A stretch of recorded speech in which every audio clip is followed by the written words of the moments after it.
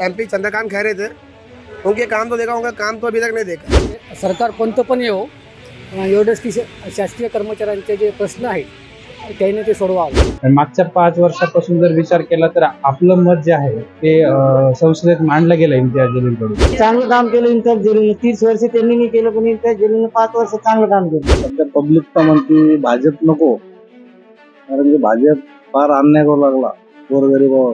खासदार राहिलेले आहेत, त्यांना अनुभव पण आहे, त्यामुळे सध्या चंद्रकांत खैरे।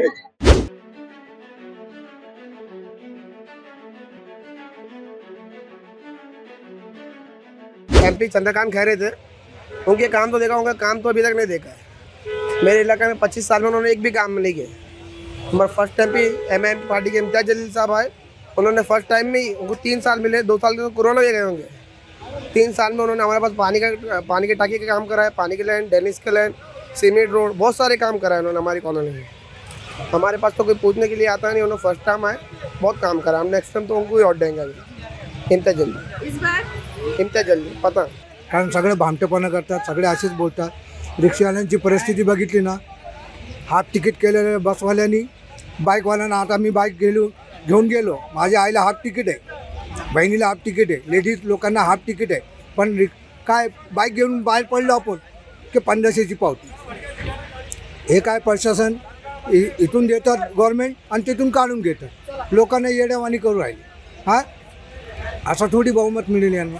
आमचा कुठलाही पक्ष नाही, माणुसकीचा पक्ष असतो, गरिबांचा बघावं लागतो।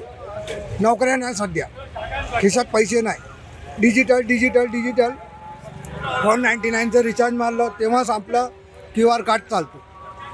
मोठ्या लोकांचं काम चालू आहे, कोटी घेतात, गरिबांचं मरण। आमच्या मतदारसंघामध्ये संभाजीनगर शहराला पाणी पुरवठा वेळेवर नाही आहे, 8-8 दिवसाला पाणी येतं आहे।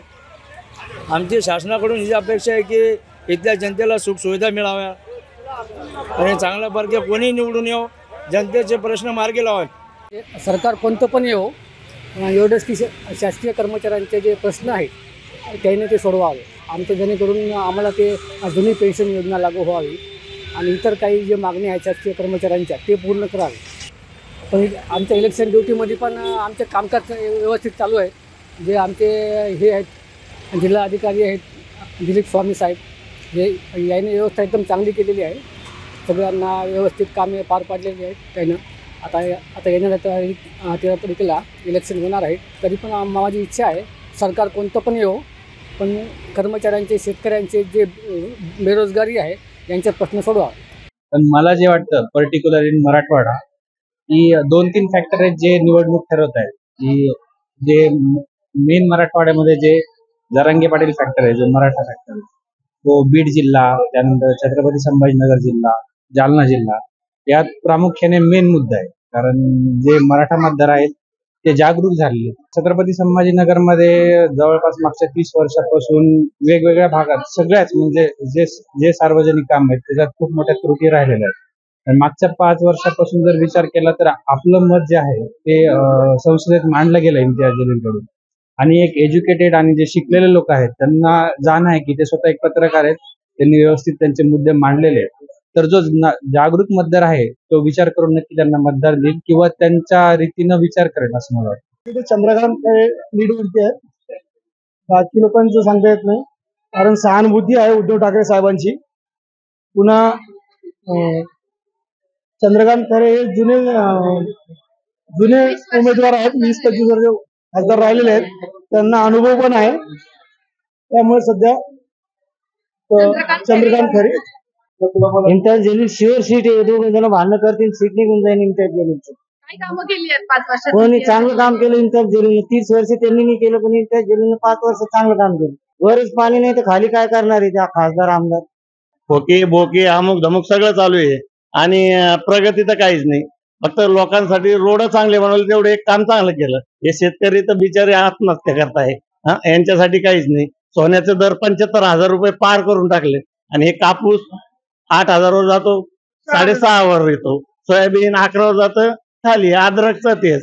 शेतकऱ्याचे हाल लावले या सरकारने, बाकी काही नाही। गोड बोलून बाजूला नेऊन एकाला खुश करतात, त्यांच्या मागे 10 ओढून घेतात, एवढे काम चालू आहे. आता लोक तर खुशच होतं, त्याचं काय आता खुशच म्हणावं लागेल. तुम्हाला काय मिळालं? काहीच नाही भेटलं मला, काहीच नाही. वगैरे असं काही? काही पगार नाही, पाणी नाही, रेशन नाही, काही नाही, काहीच नाही. राशन सुद्धा नाही आम्हाला, राशन कार्ड. काहीच नाही किती आम्हाला. पगार किती मिळतो तुम्हाला सफाईच्या कामात? इथं हाजरी नाही आम्ही, 350 रुपये हाजरी. तेवढ्यात होऊन जातं तुमचं? आता हे पहा, महागाई मरण्याची, येणं जाणं, या जायला पैसे लागतात, पण मग आता भावाच लागतंय. संदीपान भुमरे किंवा वंचित बहुजन आघाडीचे अफसर खान या दोघांपैकी कोणी एक येईल. खैरे आणि इम्तियाज जलीलांचं काय? त्यांचे वोट बटणार आहेत, त्याच्यामुळे त्यांचे चान्सेस कमी आहेत. काय वाटतं आणखी काय प्रश्न वगैरे काय येतात तुम्हाला? प्रश्न बघा, सध्या तर म्हणजे दुकानवाल्या जीएसटीचा प्रॉब्लेम आहे, खूप सारे प्रॉब्लेम आहेत. औरंगाबादचं शहराचं पाण्याचा सर्वात मोठा प्रॉब्लेम आहे. आणि दुकानदारांना हे कपड्याच्या दुकानवाल्याला जीएसटीचं, सोन्याचं जीएसटी, सोनं खूप महाग झालेलं आहे सध्या. महागाई खूप वाढलेली आहे.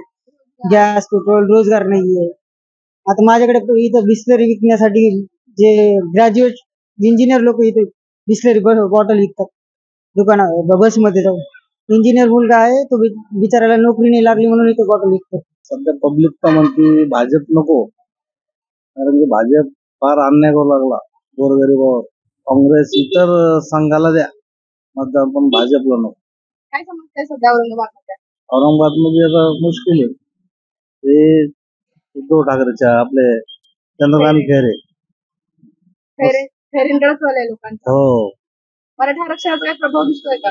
हो, प्रभाव दिसतो ना, कारण की आरक्षण दिलं नाही त्यांनी. आरक्षण दिलं नाही म्हणून पूर्ण मराठा समाज नाराज झालेला आहे. पूर्ण नाराज झालेला आहे, आणि इतर समाज तर नाराजच त्यांच्यावर. काही त्यांनी हे नाही केलं ना.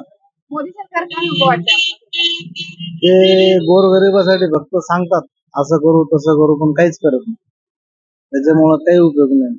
योजना शेतकऱ्यांसाठी केलेल्या वगैरे का? काय दिलं नाही त्यांनी, फक्त सांगतात, ते आश्वासन देतात गोरगरिबाला असं करू तसं करू, पण काहीच नाही. आता आम्ही रस्त्यावरचे लोक आहे, आता आम्हाला कधी पण हटवण्यात जातो. काँग्रेसच्या काळात असं होत नव्हतं ना, आम्ही आमचं रोजीरोटी कमवायचो. त्याच्यामुळे भाजप सरकार नको.